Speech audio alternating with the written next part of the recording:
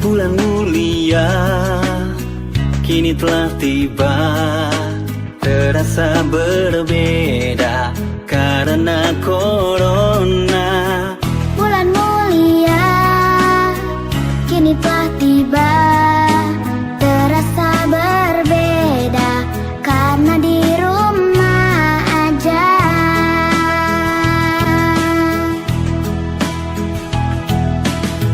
Ramadanku kini di rumah aja, tarawih di rumah bersama keluarga.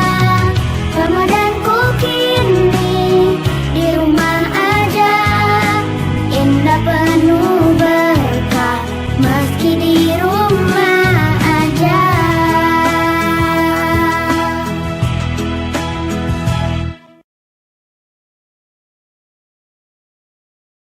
Assalamualaikum warahmatullahi wabarakatuh. Ahmaduhu subhanah ala ma fil asma'i was sifat, wa ashkuruhu ala ma asdaduhu fil in'ami wal barakat. Ashhadu an la ilaha illallah wa ashhadu anna Muhammadan abduhu wa rasuluhu la nabiyya ba'dah. Alhamdulillah, kita panjatkan puji syukur kehadirat Allah Subhanahu wa taala. Pada detik ini, pada hari ini, Allah masih mencurahkan kasih sayangnya kepada kita. Allah memberikan kepada kita berbagai macam nikmat. Nikmat yang sering kita lalaikan, yaitu adalah nikmat sehat dan juga nikmat kesempatan. Mudah-mudahan nikmat sehat dan kesempatan ini kita gunakan dengan sebaik-baiknya, dan alhamdulillah kita bisa melaksanakan ibadah-ibadah di bulan suci Ramadan, bulan yang penuh dengan keberkahan, bulan yang penuh dengan ampunan Allah Subhanahu wa taala.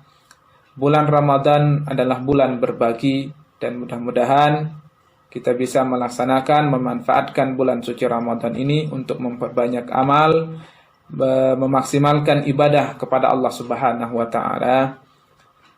Pada hari ini izinkan hamba al-faqiru lillah yang ingin menyampaikan tentang fikih istinja. Sebelum kita memahami hukum tentang istinja, maka kita harus memahami makna istinja, apa itu istinja, apa itu istijmar, dan apa itu istibra. Kita maknai istinja. Apa itu istinja secara bahasa? Secara bahasa yaitu adalah menghilangkan kotoran. Maka ini dinamakan dengan istinja. Sekali lagi, bahwa istinja itu adalah menghilangkan kotoran, menghilangkan najis yang ada pada anggota badan kita. Kemudian secara istilah, istinja itu adalah menghilangkan najis dengan air, kemudian kita mengulanginya dengan semacam batu. Enggak harus dengan batu, tetapi yang bisa digunakan untuk istinja.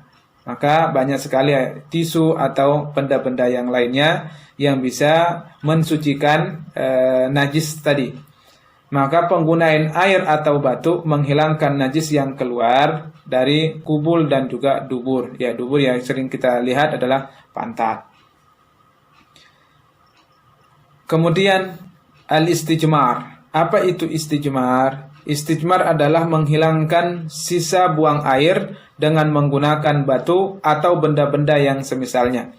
Maka kalau kita bersuci tidak ada air, maka kita tidak perlu repot-repot mencari air kemana-mana. Maka ada penggantinya yang dinamakan dengan istijmar, yaitu adalah kita menghilangkan sisa buang air dengan menggunakan batu atau benda-benda yang semisal dengan batu, atau tisu basah dan yang lainnya, atau kayu. Yang penting yang dilarang di dalam syariat kita, tidak boleh kita beristinja atau beristijmar dengan tulang, ya. Tulang, baik itu tulang hewan, apalagi tulang manusia. Yang penting adalah tulang, bukan tulang yang disebut oleh orang Sumatera, ya, bukan tulang yang disebut oleh orang Sumatera. Kemudian yang selanjutnya itu istibra. Apa itu istibra? Maknanya menghabiskan, yakni menghabiskan sisa kotoran atau air seni hingga yakin sudah benar-benar keluar semuanya. dan dinamakan dengan istibra, kita yakin bahwa kotoran yang keluar itu sudah yakin semuanya sudah keluar. Maka kita harus menunggu kotoran ini keluar. Misalnya kita kencing, maka kita tunggu adalah yang keluar setelah air kencing kita, ya, dinamakan dengan madhi kita yang keluar. Maka ini harus kita tunggu beberapa detik atau misalnya 1 menit kita tunggu sampai dia benar-benar keluar. Kenapa? Kalau dia belum keluar, maka nanti ketika kita sudah istijmar atau istinja, biasanya dia keluar lagi, ya.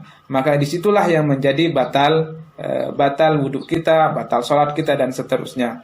Maka dinamakan dengan istibra. Kita harus benar-benar yakin menghabiskan sisa kotoran ini, atau air seni kita, atau BAB kita, dan seterusnya. Memang dia benar-benar keluar semuanya, ya, sudah yakin kita sudah keluar. Maka itu adalah yang harus kita pahami tentang makna. Maka selanjutnya kita akan memahami tentang hukum istinja. Apa itu hukum istinja? Apakah dia wajib atau sunnah? Maka kita harus pahami tentang hukum istinja. Para ulama berbeda pendapat tentang hukum istinja. Yang pertama ada yang mengatakan bahwa hukum istinja ini adalah wajib. Ya, mereka berpendapat bahwa istinja itu hukumnya wajib ketika ada sebabnya. Ya, ketika ada sebabnya. Dan sebabnya adalah adanya sesuatu yang keluar dari tubuh kita lewat 2 lubang, yaitu adalah anus atau kemaluan. Pendapat ini didasari oleh hadis Nabi kita Muhammad sallallahu alaihi wasallam. Qala, ya, an Aisyah radhiyallahu anna Rasulullah sallallahu alaihi wasallam qala falyastatib idza dhahaba ahadukum ilal ghaid falyastatib bi 3 ahjarin fa innaha tujzi anhu. Kalau kita, ini dari Aisyah radhiyallahu an, kalau kita pergi ke tempat buang air, maka bawalah 3 batu. Maka minimal 3 batu, ya, untuk membersihkan kotoran, membersihkan najis yang ada di kemaluan kita. Kita bawa 3 batu, ya, ini misalnya adalah 3 batu, ya, ini 3 batu. Ini salah satu ahjar. Maka 3 batu ini cukup membersihkan kotoran dan najis yang ada di kemaluan kita, atau di dubur kita, atau di kubul kita, ya. Ini cukup 3 batu ini buat kita bersuci, minimal 3, ya, tidak boleh kita kurang dari 3. Atau batunya, kalau kita tidak mendapati batu 3, maka yang segitiga dari ujungnya sama ketemu ujung. Nah, ini boleh kita bersuci walaupun 1 batu, tapi yang al-musallas, yaitu adalah segitiga. Ujungnya kita tempelkan, kemudian ujungnya lagi kita tempelkan, kemudian ujungnya kita tempelkan. Maka itu cukup untuk kita bersuci, ya, dengan menggunakan satu batu. Yang penting segitiga. Maka dengan itu, kalau kita keluar najis, atau misalnya kita dalam keadaan kotor, maka kita tidak mendapati air, maka cukup kita bersuci dengan batu. Maka ini hadis Nabi kita Muhammad sallallahu alaihi wasallam, idza dhahaba ahadukum ilal ghaid falyastatib bi 3 ahjarin fa innaha tujzi anhu. Maka kita yang buang air tadi, yang buang hajat itu, maka kita harus membawa 3 batu. Maka 3 batu ini cukup mensucikan kita, cukup membersihkan kotoran yang ada pada anggota badan kita. Dan juga hadis Nabi kita Muhammad sallallahu alaihi wasallam bersabda bahwa allamakum nabiyukum kulla syai'in hatta al-khira'ah, gitu, ya. Maka ini diriwayatkan oleh Abdurrahman bin Yazid radhiyallahu anhu berkata bahwa telah dikatakan kepada Salman, nabimu, yaitu Nabi kita Nabi Muhammad sallallahu alaihi wasallam, nabimu telah mengajarkan kepada kalian segala sesuatu.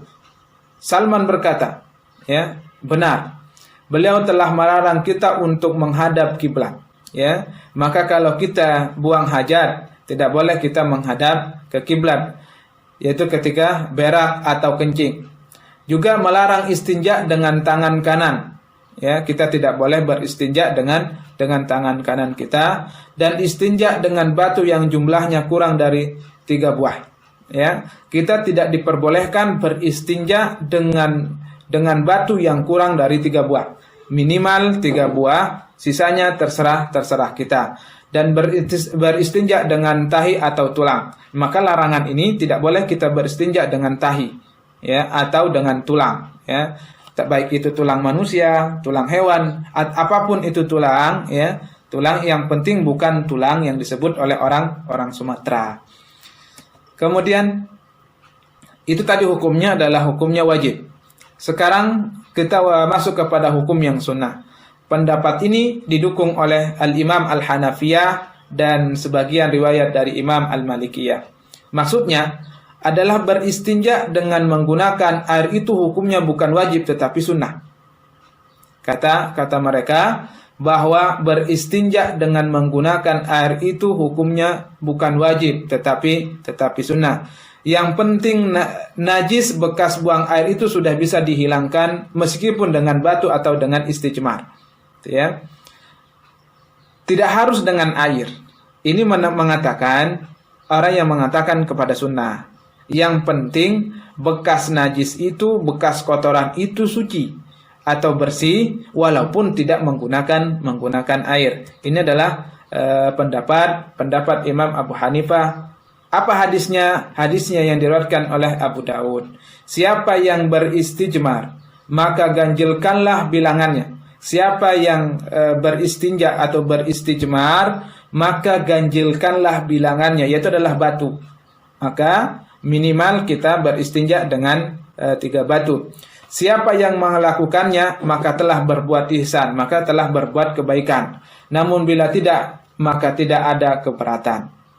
Maka ini pendapat yang kedua yang mengatakan sunnah kita beristinja, yang penting bersih, ya, baik itu menggunakan air atau menggunakan batu atau menggunakan yang lainnya. Selain itu beliau berpendapat, yaitu Imam Abu Hanifah, Imam Malik berpendapat bahwa najis yang ada karena sisa buang air itu termasuk najis yang sedikit, ya, termasuk najis sedikit yang bisa dimaafkan. Najis yang sedikit itu yang bisa dimaafkan. Ini adalah berkenaan dengan hukumnya. Kemudian kita akan berbicara tentang adab. Adab kita beristinja. Tadi sudah hukum, kemudian makna sudah kita bahas. Adabnya istinja. Ya, ini yang jarang kita praktekkan. Ya, kita hanya sembarang langsung masuk ke hamam atau ke WC, tapi kita tidak memperhatikan adab-adab kita ketika kita istinja. Islam sudah mengajari kita tentang adab, baik itu yang adab buang hajat, adab ke siapapun, itu semuanya Islam sudah mengajarkan. Mari kita perhatikan adab beristinja. Yang pertama adalah kita menggunakan tangan kiri dan dimakruhkan tangan kanan. Ya, maka kita harus bersuci itu menggunakan tangan kiri. Haram hukumnya, bahkan sebagian ulama memakruhkan kita menggunakan tangan kanan. Haram hukumnya kita menggunakan tangan kanan ketika kita membersihkan kotoran baik di dubur kita atau di kubul kita. Kemudian yang kedua, adab yang harus kita perhatikan ketika kita beristinja, tidak membaca tulisan yang mengandung nama Allah Subhanahu wa taala. Tidak boleh kita membawa nama-nama Allah Subhanahu wa taala, nama-nama Nabi kita Muhammad sallallahu alaihi wasallam, ya, dan membawa kalamullah ke dalam ke hamam, atau nama-nama yang diagungkan seperti nama malaikat atau nama Nabi kita Muhammad sallallahu alaihi wasallam. Dalilnya apa?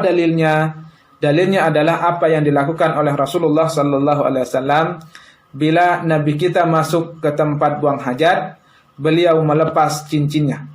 Ya, sekali lagi bahwa Nabi kita Muhammad sallallahu alaihi wasallam ketika dia mau buang hajat, dia melepas cincinnya. Sebab di cincin itu terukir nama beliau, yaitu adalah Muhammad Rasulullah sallallahu alaihi wasallam, yang mengandung adalah lafzul jalalah atas nama Allah Subhanahu wa taala. Maka kalau baik itu di pakaian kita atau kita bawa tulisan-tulisan, maka kita lepas dulu terlebih dahulu, ya, kita lepas terlebih dahulu tulisan-tulisan yang ada kalamullah atau nama-nama malaikat atau nama-nama yang sudah diagungkan oleh syariat kita tidak boleh kebawa ke kamar mandi. Kemudian hadisnya dari Anas bin Malik radhiyallahu anhu berkata bahwa Rasulullah sallallahu alaihi wasallam bila masuk ke WC meletakkan cincinnya. Ya, kita letakkan cincin kita kalau itu ada tulisan Allah atau tulisan Nabi kita Nabi Muhammad sallallahu alaihi wasallam. Pertanyaannya, bagaimana kalau kita membawa Al-Qur'an? Kemudian membawa HP, ya. Bolehkah kita membawa Al-Qur'an? Ini sering dipertanyakan. Kalau kita membawa Al-Qur'an tidak diperbolehkan oleh para ulama dan syariat kita. Ya, tidak boleh kita membawa Al-Qur'an walaupun kita berada di saku, ya. Walaupun Al-Qur'an kita ada di saku baju kita, ada di saku celana kita.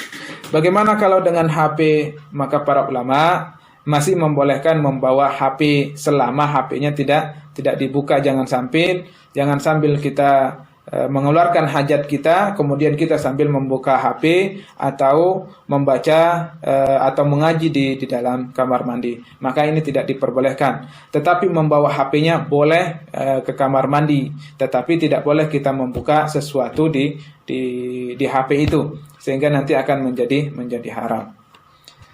Selanjutnya adalah hadap kita ketika kita buang hajat tidak menghadap kiblat. Tadi sudah kita singgung, tidak boleh kita menghadap ke kiblat.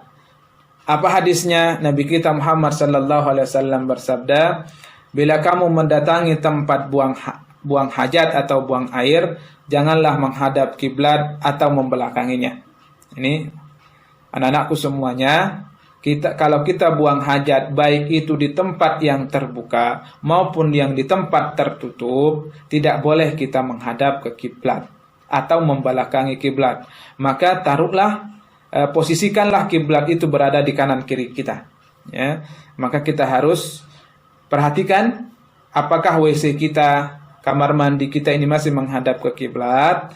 Kalau masih menghadap ke kiblat, maka adab kita melanggar adab-adab syariat, yaitu ini adalah larangan dari Nabi kita Muhammad sallallahu alaihi wasallam. Jangan sampai kita menghadap kiblat atau membelakanginya. Baik itu yang tertutup maupun yang terbuka, tidak boleh kita menghadap ke kiblat. Kemudian yang selanjutnya, adab kita yang selanjutnya itu adalah tidak sambil berbicara. Ya, jangan sambil kita goyang atau menyanyi sambil kita buang hajat, kita sambil bernyanyi. Ini kebanyakan wanita, ya, sambil buang hajat di kamar mandi, ya. Kemudian mereka bernyanyi, berbicara dan seterusnya. Maka Nabi kita Muhammad sallallahu alaihi wasallam melarang itu. Tidak boleh kita berbicara apalagi berdekatan, ya.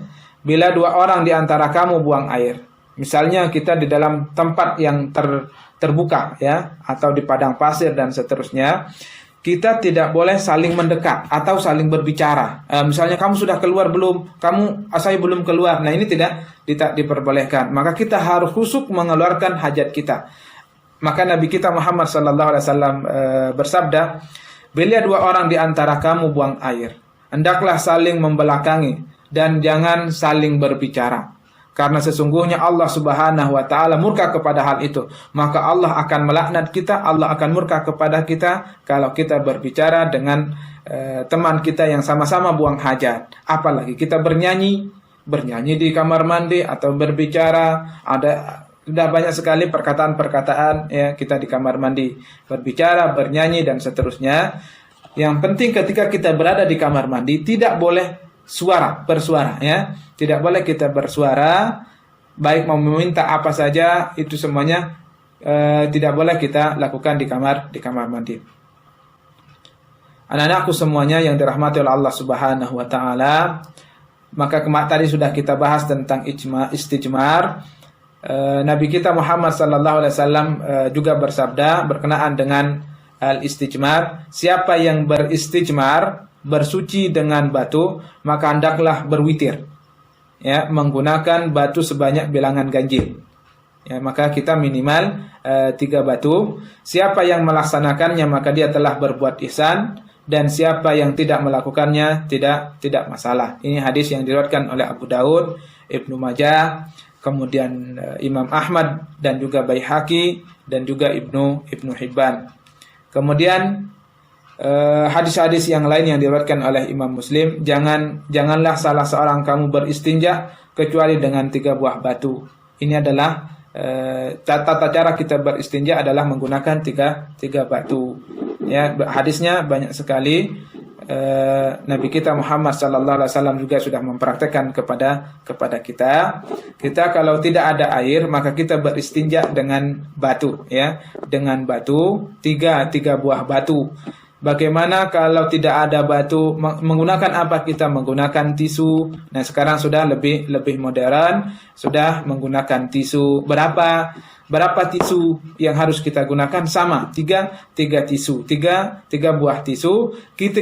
Itu sudah cukup untuk membersihkan. Kalau masih belum cukup, maka silahkan ditambah. Jangan sampai kurang dari 3. Mungkin ini yang dapat saya sampaikan tentang fikih istinja. Mudah-mudahan ada manfaatnya. Dan terima kasih atas perhatiannya. Wabillahi taufiq wal hidayah. Wassalamualaikum warahmatullahi wabarakatuh.